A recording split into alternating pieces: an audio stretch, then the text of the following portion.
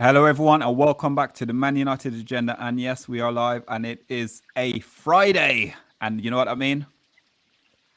We're back. We've been away for a bit, but the agenda is back.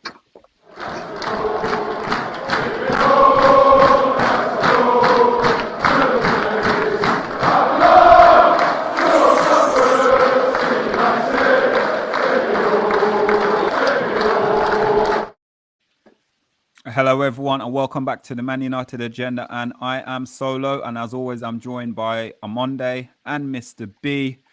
And today we got Phil in the house. How we doing, guys? I'm jealous. I've got to say, guys, I'm jealous here Look right at him. now. Look at him. Living it up.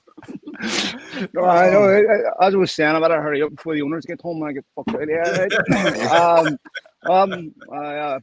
Luckily, their back fence isn't that too high. But pleasure to be on, lads. Hope you're all well. Well, we were well until we saw your background. We thought it was a green screen. If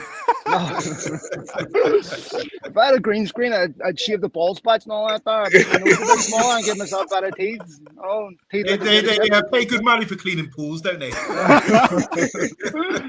Man, if they caught me cleaning, you'd think I was covering up a murder. That's the last thing. Oh, absolutely. Big up, Phil, man. Love the lifestyle. Love it, absolutely. Absolutely loving having you on as well. It's been absolutely brilliant. It's been a while though, but finally we got you back on. So it is absolutely brilliant. Guys, if you're new to the channel, hit that like, share, and subscribe button. We are actually on the road to 2K subscriber. So make sure you do it. Guys, right. Let's kickstart the show. De Jong.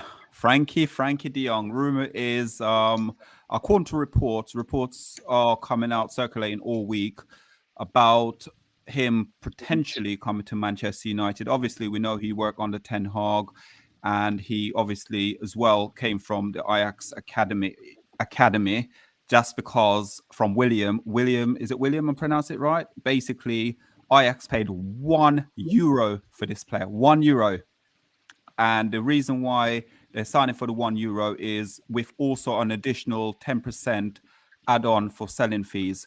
So let's kickstart before we go anywhere. We're going to kick off with Phil. Phil, with obviously we got Ten Hag. We know Ten Hag is going to be the manager at Manchester United, and it seems like the rumors are circulating each and every day. It's someone who he's worked with before who's going to come into the club.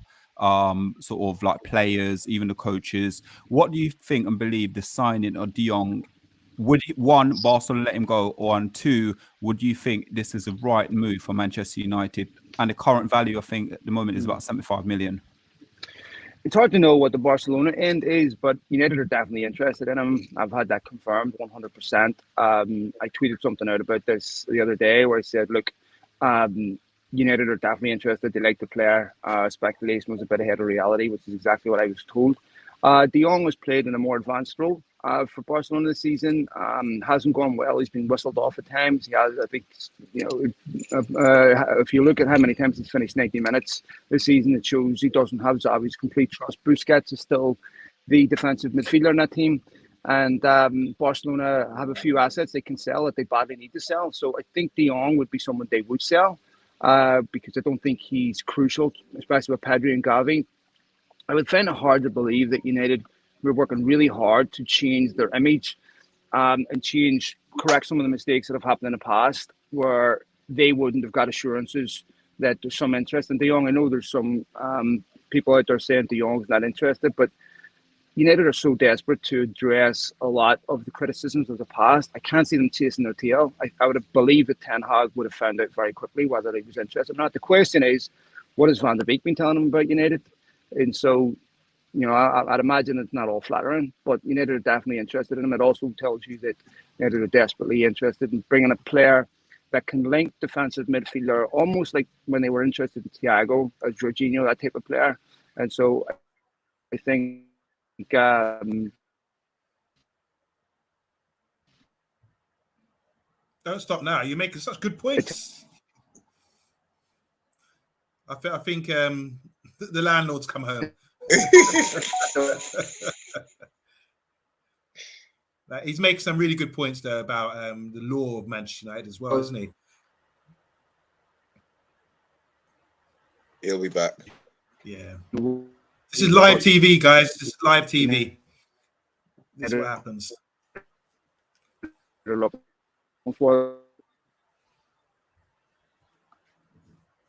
Right. He'll log in and log out. I'm going to assume. He's gone. He's gone. He'll be back. Yeah, his face is frozen. He'll be back. Yeah. Okay, guys. If you're new to the chat, as I said, Jesse, we see you. Welcome. Robbie Norman, we see you. Welcome. Avad, as always, welcome. Paddy, we see you. Welcome, big man. Talk, as always, appreciate it for the support, man. All the way from Ghana. How you doing, man?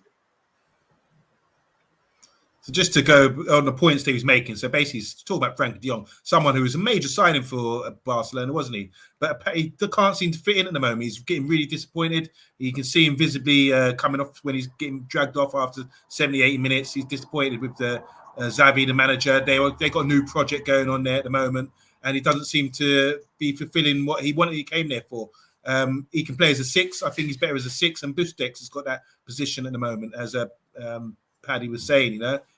Phil, sorry, as Phil's saying. So, yeah, it's interesting that we could actually get a player who's like 24, 25, on the verge of being a big player, big time. He's big already. We know that already. But the law, I think, is to work with Erik ten Hag.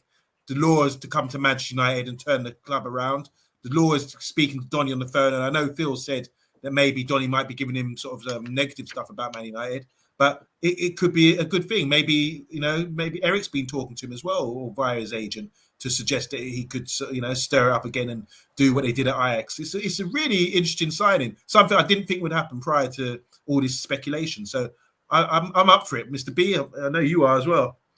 I am. Just to throw something into the mix right here. Who's Frenkie de Jong's agent?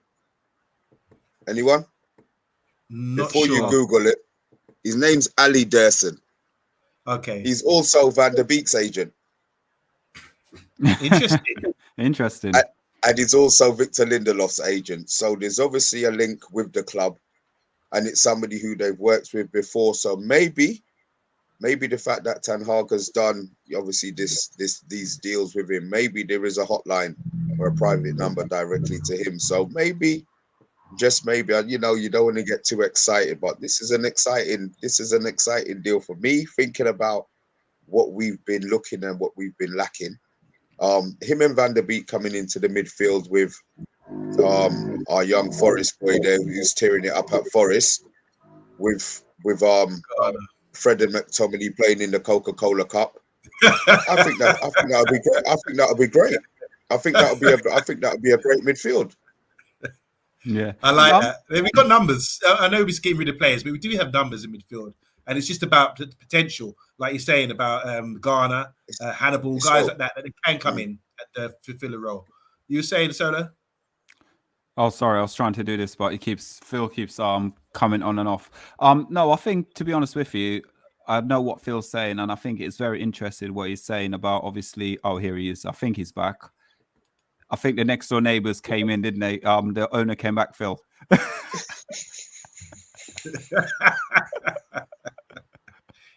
You're on mute, I think, Phil. You're on mute. I think he's on mute. I think you're on mute. I can't hear him. Doesn't even look. He nicked their computer. Doesn't know how to use it. Yeah, can't hear you. Can't hear you. It would be all right on the night. Oh, yeah, it's joys of live television. Yeah, listen, it's social media, isn't it? It's internet and stuff. With anything can happen. So, but yeah, I think it makes some really good, interesting points regarding it. And I think one of the key element we've got to look at is Van der Beek and what Van der Beek is probably saying to De Jong. But what I think that the caveat on it is, nice word, I like the caveat, is obviously Ten Hag is the manager of Manchester United now. So the relationship what them guys have got over the years, it's about the trust. So he's going to trust in Ten Hag to know that Ten Hag will bring him to Manchester United and to actually physically get him game time. Van der Beek will come back from loan and get game time. So for me, it's exciting time for Manchester United. Sorry, Phil. Welcome back, Sorry, sir. lads. Oh, you can hear me all right? Yeah, we can hear you perfectly now. Sorry, boys. Yeah, Well, so Phil, you can continue. I've just tried the next door neighbour's house. So let me see. No, as I was saying, look, I'm not sure what you heard, but United are definitely interested in the player. And, as I was saying in that clip, United are really desperate to, and this is why I think United will do their business relatively quickly and efficient this summer, as I think they're desperate to fix a lot of the criticisms that were levelled at them in the past. And look, I've been a vocal critic of Richard Arnold's, but I have to say he is definitely making an effort to try to correct some of the problems of the past. And one of the things that's been encouraging is it hasn't just been the sacking of a manager, it's been the sacking of an ideology where United have said, look, everything has to change, not just the manager, the whole club has to change. And I think when we're evaluating the efficacy of Rangnick, that's really where, if I had to pick one, if he was to be a good coach or a good director of football, I'd rather he was a good director of football than a good coach. People talking about what if United had Conte, and it's again completely overlooking the problems, that the manager isn't the problem. The manager's just part of the problem. So it's good to see United making wholesale changes and bringing in people with different views, different. And I think that's what you have to do rather than asking people to change. You have to bring in different people, and I think that's really encouraging. And I think United know that they can't. I don't think if you listen to the stories about Ten Hag this morning saying he doesn't want players on pre-season that don't want to be at the football club. Well, that's going to put a lot of pressure on United to make sure they deliver the players he wants for pre-season. Yeah, it's a good point as well, because I think, was it either me or Mr. B on Monday, we were talking today about the players coming back early as well. He want the players back early. And I think it's a benefit if we get all the transfers over the line and done with before we even go away and travel. And I think that will be very key and important, because then all the players will understand exactly what the manager is looking for throughout the season. And also it's to get them up to speed with fitness, because like, I think, was it a few managers who have come in before in the past and said this football team, the players are not fit. Yes. They're not fit. They're professional footballers who's not fit. How can he be a Premier League elite footballer who's not fit? But see, I think that's... Sorry, go ahead, lads. Go ahead, sorry. No, I was going to say, is it not fit to do certain... Like Jose, when Oli came in, it always seems to be a fitness issue when managers come in. Their teams are never, ever fit enough. Is it a style of play in regards to, like, Jose played counter-attack football, so maybe they didn't have to run as hard in certain areas and he did it tactically? Or do you think it's just a straight up that the whole club is totally unfit? I'm going to put my hands up and I'm going to say it's to do with fitness, because you could sit there and say and look at it. Some of our fittest players, I look at players like Marcus Rashford, who's very fit as a fit player. I look at him and I remember sort of even when Ten Hag come in the first couple of games, he was blowing, as Armando would say, certain terminology about he was blowing. You could see him blowing. Backside. Just say it. His backside, he was blowing. A lot of players there who you actually physically thought was sort of there and fit, they're not fit. So I believe it's nothing to do with like the Jose tactics or what tactics. I just believe these guys are not, because you got to also remember, before Ralph Rangnick came in the club, you got to think we're like 19th for everything. Like how much ground we cover, 19th in the league. Recover it 90, everything we're 19. We're bottom of everything. Yeah. You know what's interesting about this to me is that these are international footballers, and these players go and play for their country, and their fitness is never an issue when they go play for their country. So I can't determine whether it's fitness or whether it's just genuine enthusiasm and effort, and it looks like they're unfit. Because the one thing the professional athletes are, if you look at these guys, they're shredded, they're in unbelievable shape. To me, they have to be fit. So I don't understand how these guys can go play for their country, start for their country, be exceptional, and come back, and then someone tell me they're not fit. Because if they weren't fit, they wouldn't be playing for their country either. I mean, we're talking about Portugal, France, we're talking about top teams that would have alternatives if players weren't fit. And it's been an issue. Mourinho said this, Solskjaer said this, now Rangnick's saying this. And to me, I'm looking at a football club and saying, what's the consequences for a professional athlete not being fit?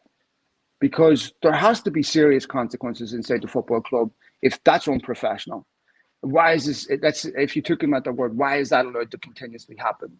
You know, if you don't put strict parameter controls at the top of any business, and you don't incentivize your employees properly and put proper punitive measures in for basic transgressions such as not being fit, not being professional, then they'll run amok. And to me, I don't understand how that is the most basic thing you expect from a professional. That's what separates them from a lot of other people. It's the ability to be consistent and remain fit. And I don't, to me, I'm not sure about that, whether they're unfit or not.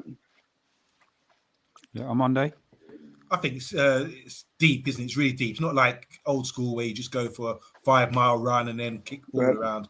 The fitness of things, this is why you have sports scientists and people like that to prevent injury, for longevity, to do the stretching, everything required. It's a lot deeper than we actually think. If you really go into it, I've got a friend who works in sports science as well, and he sort of goes into the details that is really, really deep about the things they have to do. And it's not just that, supplements as well. Added supplements you have to take, not getting dehydrated, going out drinking or eating the right meals. Look at the thing. This is a big point that was made when Ronaldo turned up. He was talking about people having pudding or things like that. Do you see what I'm saying? So still, this is like something you would have heard in the 1990s when foreign players first started coming to the Premiership. It's still going on, where people looking at meals last year and looking at Ronaldo and saying he's eating, let's copy what he does, because obviously he's shredded, as Phil was saying. So I think there's a lot deeper. If we sort out the coaching, sort out the sports science guys, get on the case like Liverpool. I know there's been a lot of speculation about what they're up to or what they're doing, but they're doing something right, regardless. And whether it's legal or not, we don't know. But you need to get up to that sort of level. They run us ragged. They run us ragged. Also, and Man City as well. And it's not just that, like it's application as well. Like Phil's saying, you've really got to want to go out there and run an extra mile and do certain things. So you've got to have that passion for the club. If you're playing for a poor football club, you're not going to put the work in, because someone will give the ball away. And you're like, why am I picking up the pieces? Correct. It's sort of that kind of thing. So there's a lot of factors in place, but we can't put our finger on it just yet. You're absolutely right, because you're talking about for people to put in the extra 10%, I have to believe it's actually going to pay dividends. And if the rest of the team isn't doing it, it's very easy to get disillusioned and go, I'm not doing it if he's not doing it, if they're not doing it. What's the point of me pressing when no one else does? And there's a question of the mentally fit and physically fit. Also, I have serious question marks about whether a lot of the injuries I'm seeing are legitimate. I mean, Cavani, how does Cavani always seem to be fit for Uruguay and never seem to be fit for United? And you can go right through, and I think Ranić was hinting at this, by the way. How come Liverpool can keep all their players fit? They're in 4 competitions and our players are always injured. Yeah. Also, with going back to that as well, I didn't realize, I think something like they did a stats about how many people in the world got asthma. Then also, after they spoke about asthma, I think they said something like 60-something% of Liverpool players or 7% of Liverpool players got asthma. Go down that road. Yeah, let's start. There's a question mark raised. I'm sure all will be revealed about things like that. But obviously, you have to get an edge in this sort of game. And I'm a big fan of track and field. And you see what happens in track and field.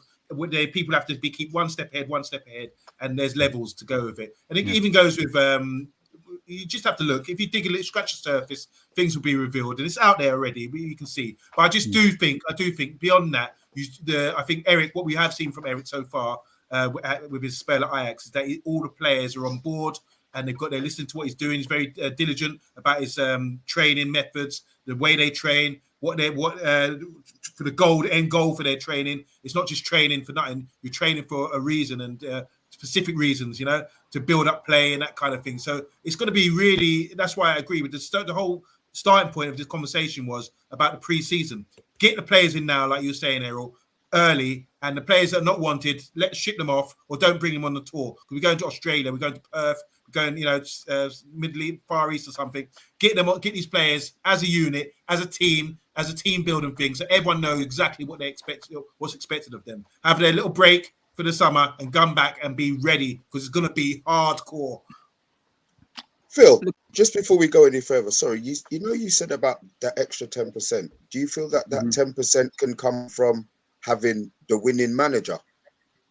Because I think it comes from a couple of things. I think, first of all, there has to be a genuine belief that you can be successful, right? So trying to motivate Manchester United players the last 5-6 games of the season when they've clearly given up and clearly don't believe that they can be successful is virtually impossible. I mean, you only need to look at that in your own life. If you approach tasks where you don't believe they're attainable, you don't put 100% of yourself into it. But if you approach something that you really want, that you believe is obtainable, you do. And I think that athletes are no different. And this is where, we hear about United with sports psychologists and everything. Supposedly Ranić brought these people in. I have never in my life seen professional athletes so detached from the raison d'etre of the football club, which is to win trophies, win football games, play for the fans, play for the shirt, play for a million other things. Before you play, even if you hate the manager, even if you hate the football club, there's loads of reasons to care. But I'm looking at these United players, and I don't think they do. And that's the kindest interpretation I can give to them, because if I say that this is their level, it's a disgraceful indictment on them. If I have to, the kindest thing I can say to them is that they've completely checked out. So to me, I think when you look at United, when the seasons they've finished second, they've shown a consistency. In other seasons, they haven't. I believe that's because there's a belief in the squad that there's something obtainable, achievable, that they're building on something. But confidence is so fragile. And you've seen it in games this season where United have gone 2-0 up, conceded 2 goals quickly against Villa, against Leeds, everything. They collapse so quickly, right? Because confidence is so fragile. I think there's many different reasons. And there's also the factor of how players are incentivized. I don't think players at Manchester United are incentivized properly to win trophies. And like I said, there's no, what's the consequences of failure at United? I mean, why is Harry Maguire starting games of football, right? You can go through this whole United team and say lots of these players shouldn't be playing. And at top clubs that take winning trophies seriously, they wouldn't be playing. But I don't see any serious punitive measures or consequences for failure. Players are allowed to stay way too long for this. Yeah. Quick one. I think I don't know if I'm right or wrong with the quote, but this is the quote about De Jong. Let me see if it's right. So, Armando, would you mind? So this is from De Jong. De Jong's preference is yet to be revealed, but as per report, Barcelona could be forced into action due to their poor financial state. Despite this, the Catalan club are not willing to take a loss on a player they paid $65 million for in 2019. And that's a quote. And I think you said earlier as well, Phil, about obviously with the player, it all depends on sort of United at the moment, really, doesn't it? It boils down to how much United probably want him. Yeah, United definitely want him, but I think one of the things that United won't do is drag it out. I think they'll make a quick decision on it. If Barcelona don't give the right noises, if they don't get the right, they're not going to want to be embarrassed again. So I think this won't be a saga. This will be something that'll be over relatively quickly. United will have alternatives if De Jong doesn't want to sign, and they'll move on those quickly. So I think that's one encouraging thing. I think Barcelona are being smart by saying Xavi doesn't want to let him go, which of course is a negotiation tactic. You can't turn around and say you're desperate to get rid of a player when you're trying to negotiate on a price. And so there has to be some sense that there's both sides have strength in negotiation. So I'm sure Barcelona are trying to give that impression, but there's no way, in my opinion, that Ten Hag and the people involved at Manchester United haven't been given the assurances that there's interest from De Jong coming, because I don't think they pursue that. If they did pursue it, it'd be over and done quickly. If the answer was no, if it was an affirmative no. So to me, there's something definitely in it, and I'd say it's at least 60% possible. Yeah. Again, guys, in the comments, who get involved in the chat, De Jong to Manchester United, yes or no? For me, it's a definite yes. Literally better than everything we've got right now in sort of like that midfield area. Armando, would you mind taking some of these comments through, please, guys? And remember, there's a lot of comments. There's a lot of comments. If a lot of people want to say hi to. Sorry, go on, Armando. Yeah, so Robbie Norman, he said 140 million sold for Coutinho. And there's 20 million they've just bought him for Aston Villa. Just shows that there's a lot of bad deals going on. It's not just Man United having bad deals. So I just want to say to everyone on the channel, make sure you like and subscribe to the Man United Agenda. Welcome to Jesse Griffin. How you doing? He's great, he says. That's cool. Robbie Norman in the house. He said, Big Phil, you live in the dream, man. You live in the dream. I'll show you how to break into houses, big man. You got to live in too.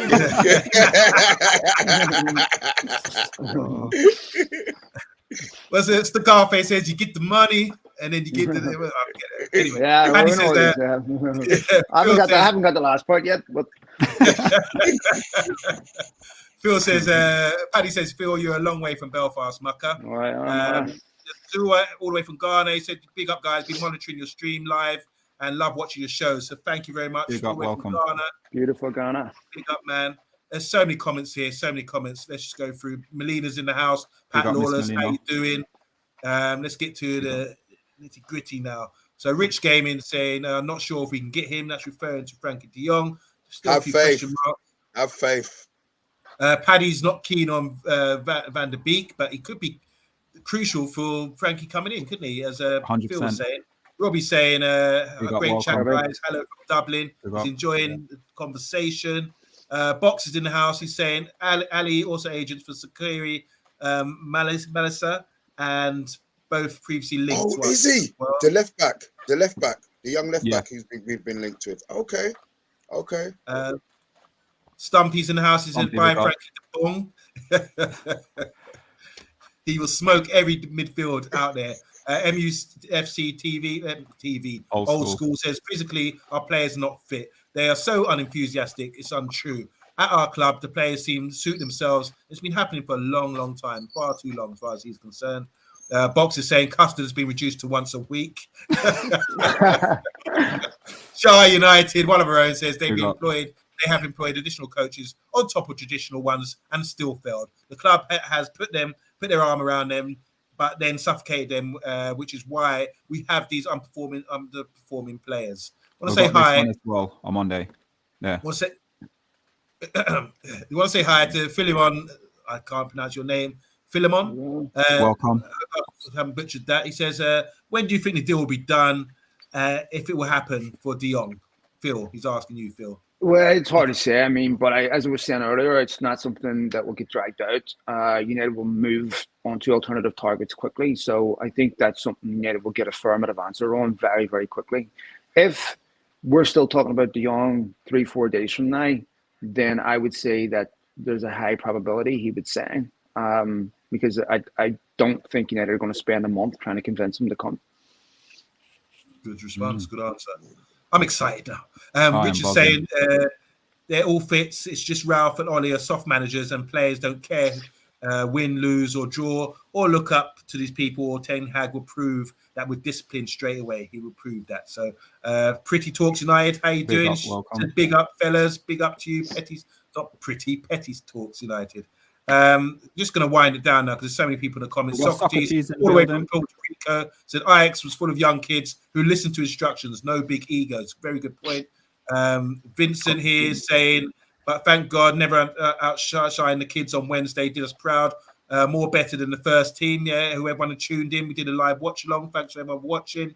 That was a great little result there, wasn't it? And all the way from Jamaica in the house says Diego Manchester United. And yeah, we've just got to give a shout out to Bill Baggio in the house, Lucas in the house as well, and we're going to get back to the show. Thanks, guys. We've got Emma as well.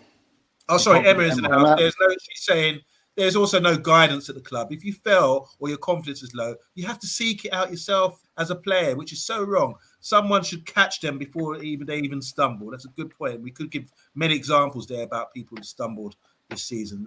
Saragon's in the house. He's picking up all the panel. And Avad said, I don't know, guys. The price is important, but we have so many positions we need to strengthen that spending anything above 60 would be detrimental. Thank you. Last comment, and then we'll move on. And Septa, big up, man. Welcome back. Big up. Fantastic show. Yes, we got information. We got our ears to the ground. Guys, 34 in the chat. Please hit that like, share, and subscribe button. There's only 23 likes though. 23 likes. Come on, guys. Hit the button. Also, remember to hit the subscribe as well. On Monday is going to help me with this one, yeah? Because him and Mr. B earlier, we were talking. And I said to Mr. B, right, no, I promise you, I'll definitely get the name right. Listen, on Monday, this one is on you, man. I can do the rest afterwards. Okay. It's the pronunciation. I don't want to sound... It's Victor. That's all I'm going to say. Victor. Leave it. I think it's like Osimhen, but Osimhen. Osimhen. Yeah, Osimhen. I hope I haven't butchered that, but yeah. Yeah. We know the guy.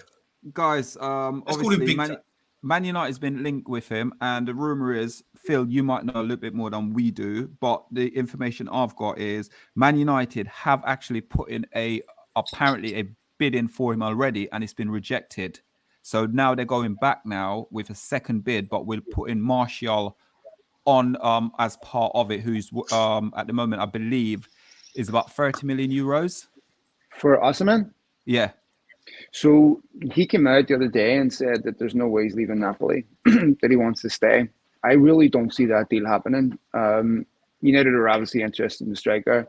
I think Darwin Núñez is probably their favourite.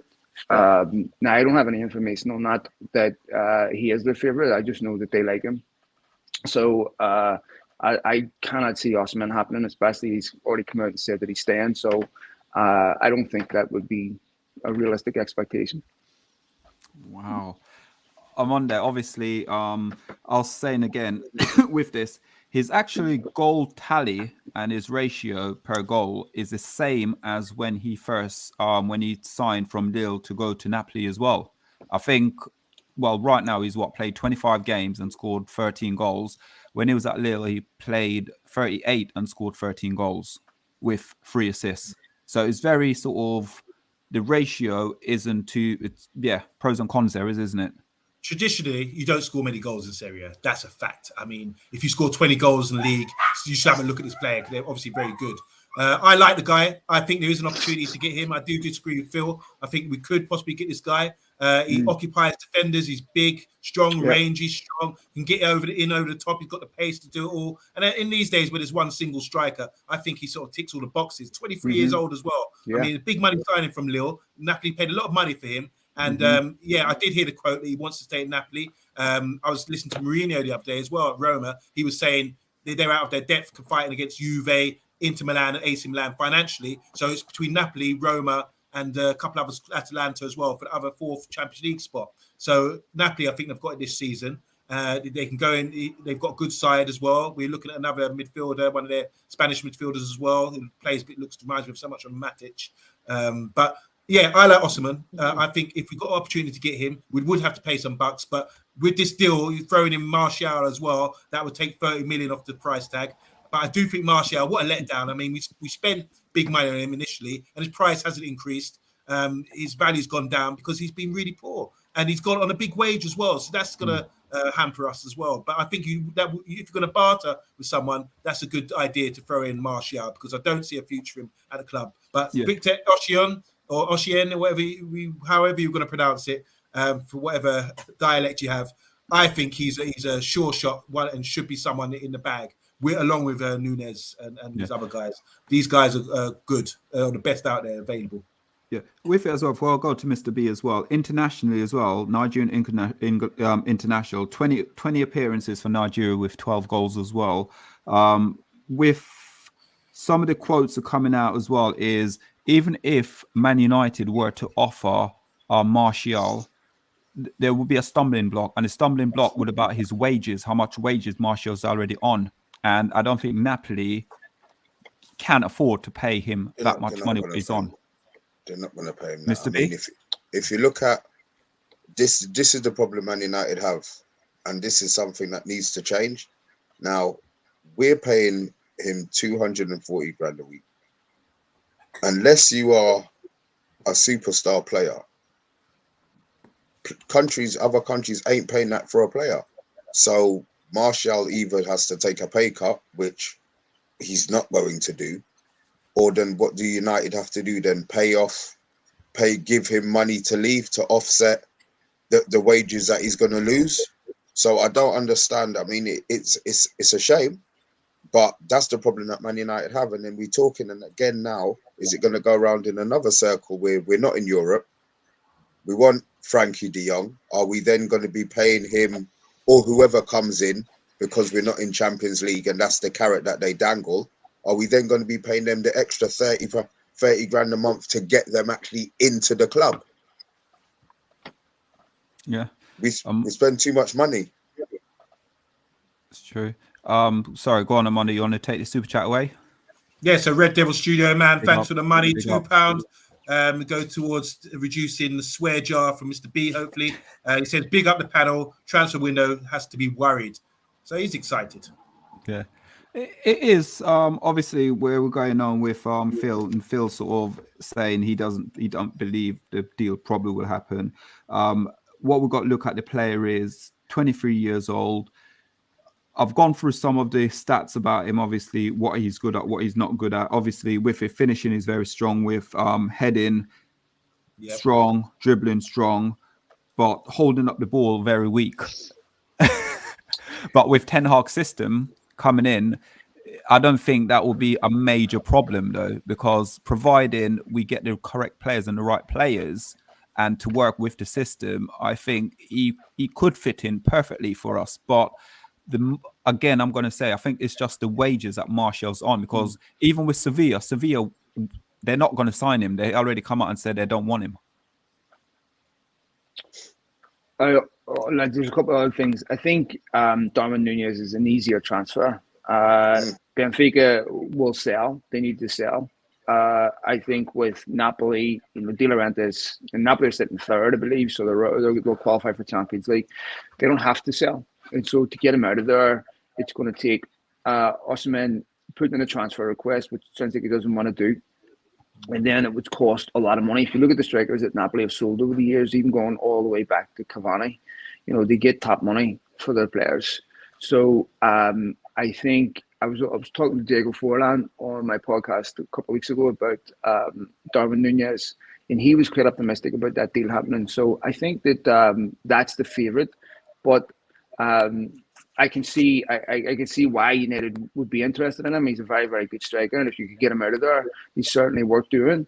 I just feel that where United have budgetary problems and trying to stretch money across multiple signings, they're looking to do installment agreements. I just don't see Napoli letting United come in there, take him out of there on the cheap on installment agreements without the player desperate. Because one of the things you see in Italy, and you see this a lot, when a player wants to leave, part of the sale is almost always saying it's the player that wants to go, not the club that wants to sell the player. And this happens a lot to save face with fans. So I just don't see that. I would be very surprised if that happens. But and again, the Nunez one I think is an easier deal, and I think United will move on that quickly because the striker really is where the priority is for United to spend on the money. Yeah.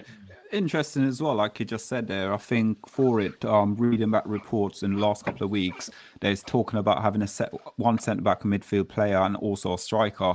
And I keep saying, I don't believe we're going to strengthen any of the sort of like left back or right back. I think what Ten Hag will do, he'll work with what he has now, and then wait till the January transfer window, see where we are at.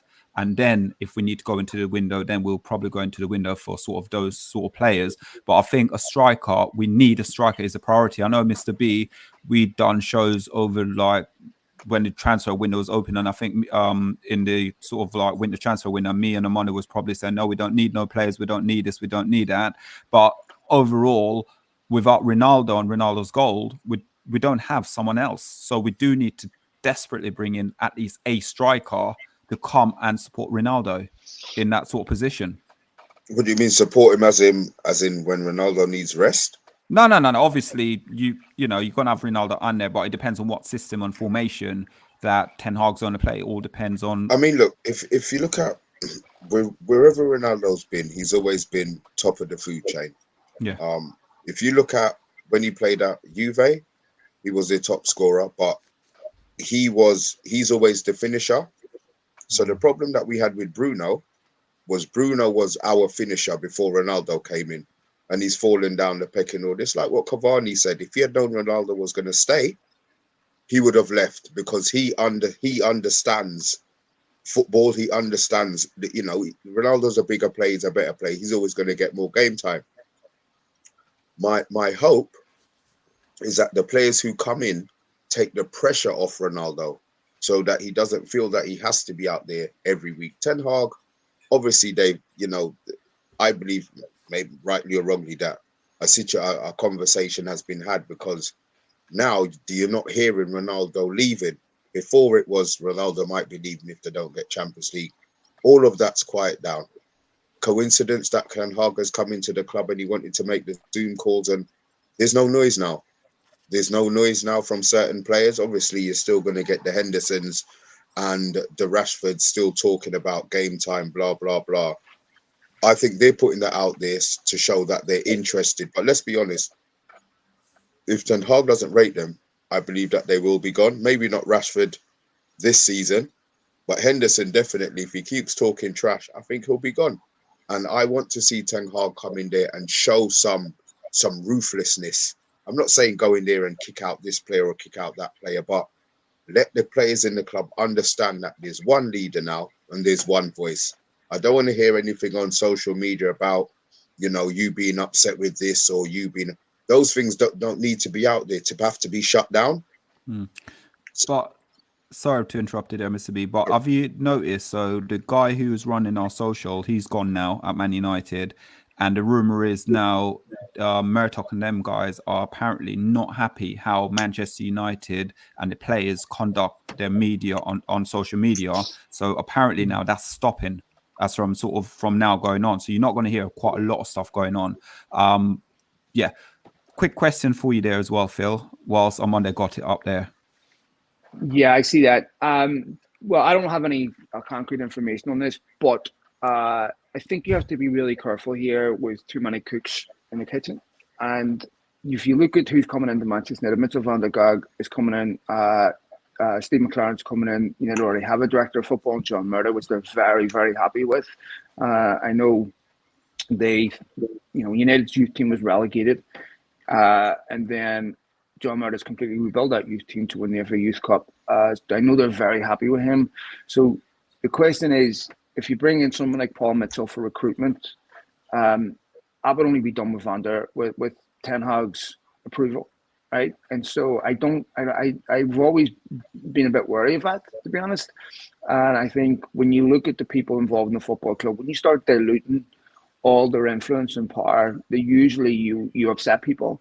So I think United they get a lot of criticism, but if you really look at them over the last couple of years, there's been changes going on behind the scenes that they deserve credit for, and that's one of them.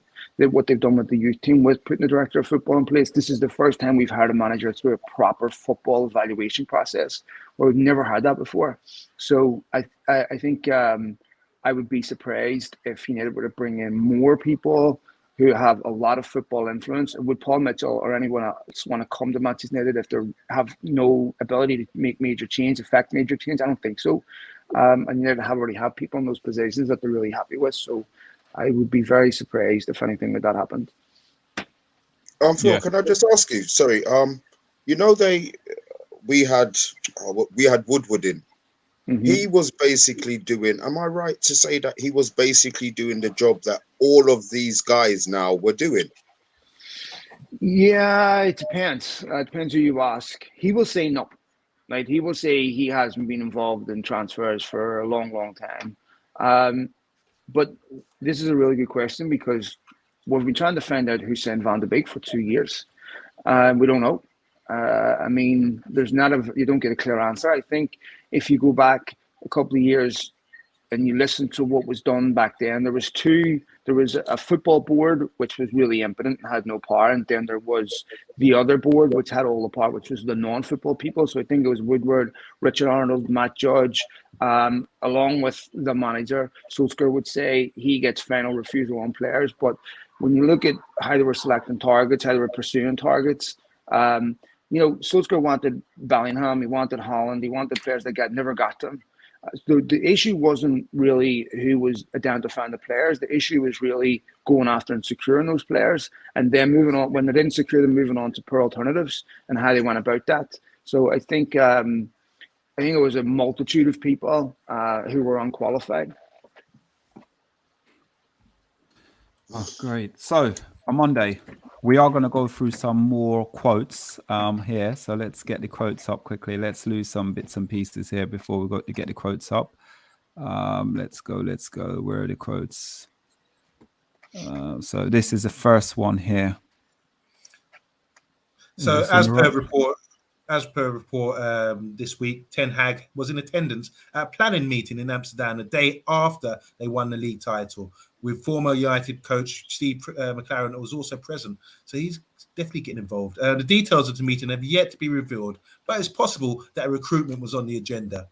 This week, there's been links with Frenkie de Jong, the Barcelona midfielder, who worked closely with Ten Hag at Ajax.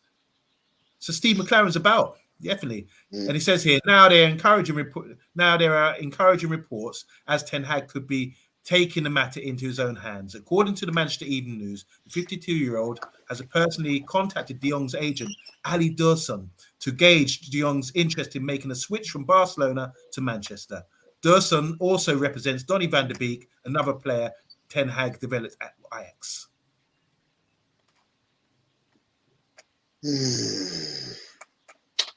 Do you guys really think that Ten Hag's contacting his agent? Say again? Do you guys really think Ten Hag's finding that out from his agent? I mean, topping up in football has been going on for decades, right? Prior to iPhones and everything else, WhatsApp groups, there's no way Ten Hag is relying on Ollie Durson to find out if De Jong's interested or not. I mean, if you work with someone for years, would you go through an agent? You just ask the person yourself. You know, there's no way that's happening. You know, it's just a paper over the cracks. I think to make it like this suggests, these guys would be chatting, don't they? Come on, boss. I bet he still calls him boss as well. For all the success. I mean, Gaffer. That's not how. I mean, I'm not saying he doesn't speak to his agent, but he's not asking if he wants to move to Manchester United. And if he was, I would have serious concerns about his ability to build relationships with players. And look, I think Ten Hag's done something that's really smart here with bringing in Steve McLaren, because one of the problems with in United, there's discord inside the football club amongst the personnel, not just the players, but others. And it's basically a club split in two between those who are loyal to Fergie from the previous era and those who are relatively new. So what he's done here is make sure he's got someone who's right next to him, who's very close to Fergie, which is really, really smart.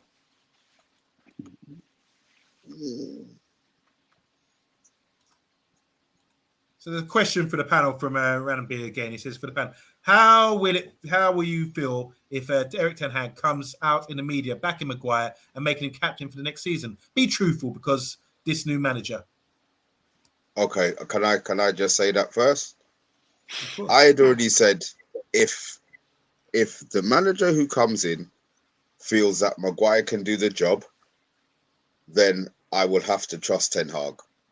I don't know. Obviously, it's not going to be a pace issue. So it could be a technical, it could be a positioning thing where he positions Maguire on the pitch. I'm not sure he will be able to change Harry Maguire, but that's what coaches are for. Players are there to be improved. No players reach their full ceiling. Especially, 28. He's still, not saying it's young for a defender, but he's still got growth in his position. So I would love to see nothing more than we see Harry Maguire, Scott McTominay, Fred as different players. But I'll be honest, I've been watching them for long enough to realise that I think their things are set in stone, and the only way that they're going to be improved by Ten Hag is if they leave. Look, on Monday, this is your favourite subject. Thank you. And I've got a few bones to pick with a few people on the panel today. You know, don't bury Maguire. Stop burying Maguire out here. I mean, Phil, you buried him early in the show. I was shocked. Mate, lads, if Ten Hag comes out and says that, I'd want to check his drug screen. He must have been in there sniffing. He must have been in there sniffing 99p toys and pound stretcher. There's no way anyone with steady eyes could be watching Maguire and say you're cap material. See, I've taken more drugs than Lance Armstrong. Hey, guys, we need to stop this. Let's come together. Let's change. Forget about the past. Come on. Let's forget about the past. What happened last season? In the words of John Lennon, give Maguire a chance. All we're saying is give Maguire a chance. That's what we want to hear. You know, and me personally, I'm a big fan of Harry Maguire. I think under Ten Hag, with the new system, we're going to have more possession of the ball.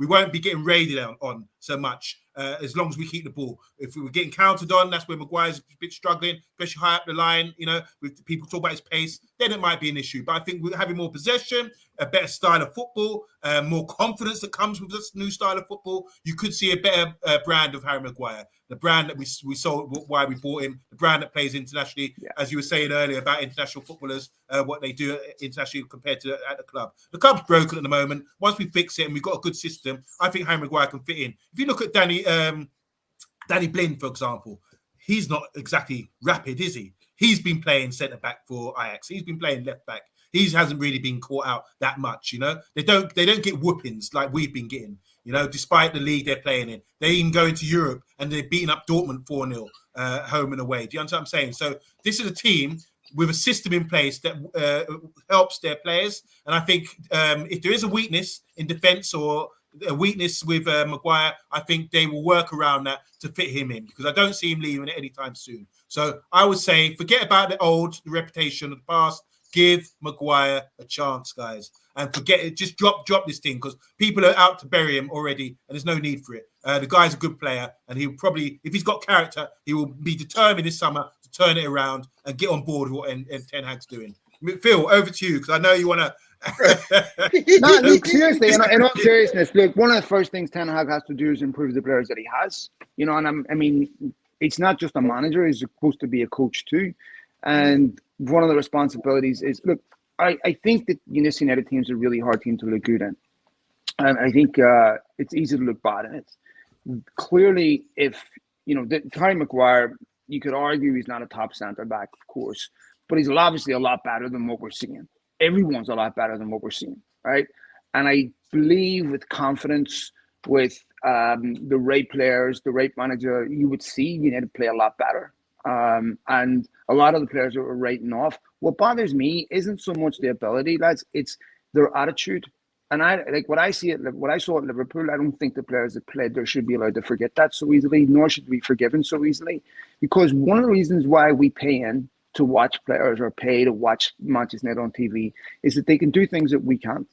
And when players aren't given 100%, when they're not given the things that we can't do, we could all get fit and go out there and give 100%, but we wouldn't have the ability to play at a professional level. They weren't giving us the basics, and that to me is unforgivable.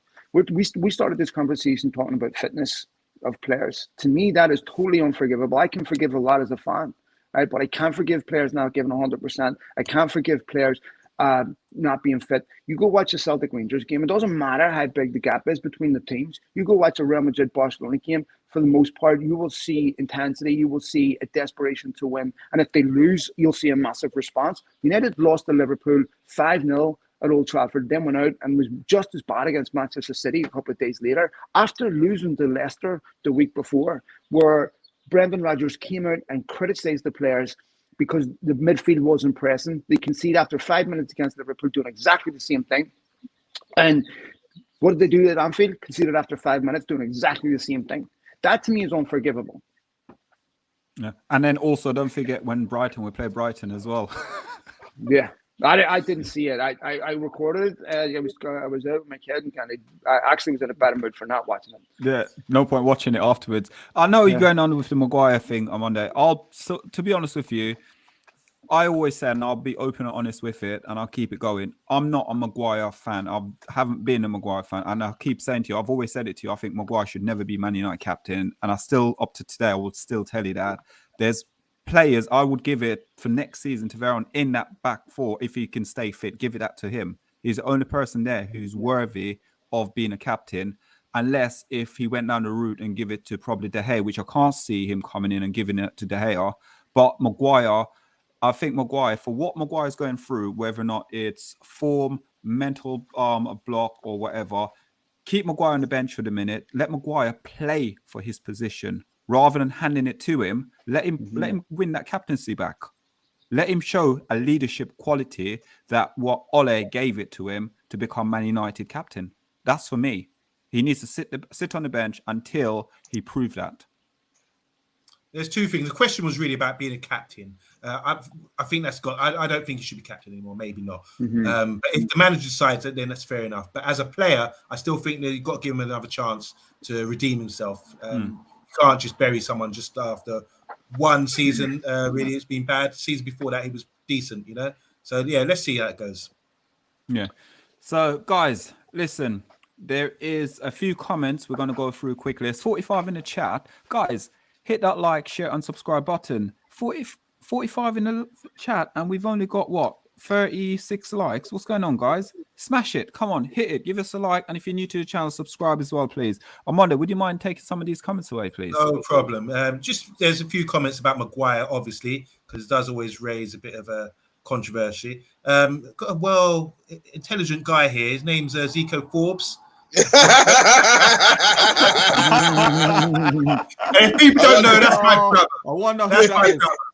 He's come to my defense and he's saying I would trust Maguire under He's saying, I would trust Maguire under better management. Maguire and Varane centre backs for next season, he says. Just going back to all the Maguire comments now. Let's see. Emma's in the house as well. She's saying, I majorly doubt that he's going to pick Maguire as captain. The way he's spoken in interviews is so far from how a captain should speak publicly. Imagine now how he's speaking in the dressing room. That's a good point. Mark Gemini in the house, he says, I don't believe any rumours around singing until I see the dry ink on the contract. Signing, sorry. He says singing. Yeah. See the dry ink on the contract, or dry ink on the contract. And the player standing in the central circle in the first game of the season. I haven't forgotten what Mikel did. Is that Obi Mikel you're talking about? Yes. Phil, yes. You're getting enough love in the house, man. Sarah saying, Phil, top man. Much love to everyone. Thank you. That's right. I'd be told I'm on drugs for supporting Maguire, and there's FU Maguire coming in as well. Box is saying, I feel a real shift in public opinion regarding Maguire. He was taking selfies, hugging babies before the Youth Cup final. That's yeah. Look, I think there's one part of this. To me, I don't know what the threshold is, the line is between criticism and abuse, right? I defended Rashford coming out and going after people because he's a human being. And one thing that's relatively new about this era, the previous generation of footballers haven't had to deal with, is social media. In the past, you get criticised inside the stadium and you can get away from it Monday to Friday with your family and not have to deal with it. But these players can't get away from it. And it's just incessant. And these people are human beings. I don't think this helps. I think it makes it very difficult to perform in an environment where you're constantly being abused, you're constantly being attacked. I think it's very, very hard. You need to be very strong mentally. And I think that fans, overreact when players, or like you saw even at here basketball, one of Chris Paul's family being attacked. And I just think fans go way too over the top with this. And I think like in an environment, you have to be really careful with people's mental health. And I've looked at Harry Maguire his last few games, and he looked like a guy that wants to be put out of his misery. And that's why I feel that in some sense, stripping him of the captaincy and giving him plausible deniability that it's not as a result of performance, it's about change. And I think would also be a relief for him. Remember, Antonio Valencia, he wanted to change his number because he didn't like the burden that came with it. And that's totally understandable. That's fine. I don't care. We're going to be having you back. If it's something that you feel comfortable with, that's fine. But we have to remember these people are human beings. And, I think when we talk about United players and the club and the social media, one of the things you have to realize is one of the real problems with football players today is that their image rights is managed by private companies. And so they're always in damage limitation mode when you lose. And that causes chasms in the dressing room because it's basically what they're doing is defending their client against all the rest. And so if you saw that Harry Maguire Ronaldo issue, Harry Maguire came out and said something, but Ronaldo didn't, right? Now, I know for a fact there was an issue inside that dressing room between Ronaldo and Harry Maguire. I'm not going to elaborate on it, but I don't think it helps. You've got all these PR companies coming out constantly defending players. Just shut up, deal with it internally, and stop managing your client's brand and image online, because as fans, after the third or fourth apology, I don't even read them anymore. They're worthless. I'm so angry, I don't care. Don't tell me you need to look yourself in the mirror and then you go out and do exactly the same the following week. That works if you do go out and improve your performance the following week and show me something you didn't. But you can't put a wool over people's eyes. People can see it. And I think that this is really pernicious. And I think that that's where United really, when I'm talking about how to incentivize players, this is exactly what I'm talking about, is that stop trying to monetize their personal brand image to the absolute umpteenth degree, because that creates a dressing room of individuals, and that you cannot win doing that. And you're individuals with the ball, but what happens when you don't have the ball, right? You're nobody. There is no team. And you see that, like, United can create and score when they have the ball. You can have moments of magic. Its problem is when they don't have the ball, right? And when they're so easy to break through, they're so easy to create chances against. And if you're individuals without the ball, you have no chance. Sorry, Omondi, I'm going to skip that one. I want to go to this question here, because also, guys, if you're watching this, 45 in the chat, just hit that like, share, subscribe button. And we are going to finish off here soon and then just go back on the channel again, guys, because there is another show after this one as well at 10 p.m. It's the Friday night takeaway, a bit more relaxed. And Mr. B will be hosting it with TalkMU. Special guest tonight will be, I believe, Eddie Waffle will be on tonight. And also SHAH, one of the family of us as well, will be on as well. So on Monday, would we mind? And then just hit Phil with this question. Thanks, Phil. Good lineup. So final question here, so for Phil on incentives.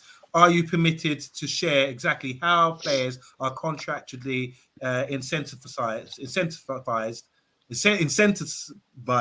now? If not, how would you suggest it changes? Well, look, you only need to listen to United's investor calls to see how they're incentivized. And United are not shy. The current, whatever his title is, CEO, Executive Vice Chairman, Richard Arnold, has repeatedly said things like these are 26 George Clooney's. So United maximize individual or personal image. That's a big part of the deal. I've spoken to agents, like as Paul Pogba's agent and other agents about that, and that is obviously something that United do. You also need to look at the Wayne Rooney situation. I think I've talked about this before. When Wayne Rooney held the club to ransom, saying he could get all this money, one of the reasons why he did it was because he was the only player that sponsors wanted on their merchandise, because he was the only star at the time. That was something that Woodward, who was part of the football club but not in his position at the time, swore he would change. So that's when they started signing those the superstars, if you want to call it that, because they felt they could monetize that. And so clearly there's been a strategy at the football club to take players' image rights and monetize them to the umpteenth degree. So that's where I'm saying the football club has to get football incentives. Will pay you extra if you qualify for the Champions League, you win trophies, all that, not necessarily taking your image and monetizing it to a ridiculous degree. Yeah. Okay. Thank you. Guys, there is 38 in the chat. And remember, if you're new to the channel, hit the like and subscribe button. We are on the road to 2K subscriber. And as always, guys, if all 40 of you want to move over at 10 o'clock, also move over at 10 o'clock, because we are going to come back there live as well. So, Phil, sir, where can we find you? And listen, Phil, it's always a pleasure having you on. My pleasure, lads, honestly. And thank you for having me on. Thank you for letting me have a bit of fun. You are all fantastic, lads. But you can find me at Malachines on Twitter, MALACHIANS. So I hope you all have a wonderful weekend, safe weekend, and thank you so much for letting me come on, boys. Phil, absolute legend. Thank you so much. Phil, cheers, stay off afterwards anyway. Stay on for a second, yeah? We're going to go off now. So, guys, please remember, hit the like, share, and subscribe button. And we are going to be back in about 25 minutes. So just get some water, as what Amanda would say. Get some water, wipe your brows, and then we'll see you back in a minute. So, guys, from us, thank you all for watching. And 10 o'clock tonight. Good luck and have a lovely evening. Good night, everyone.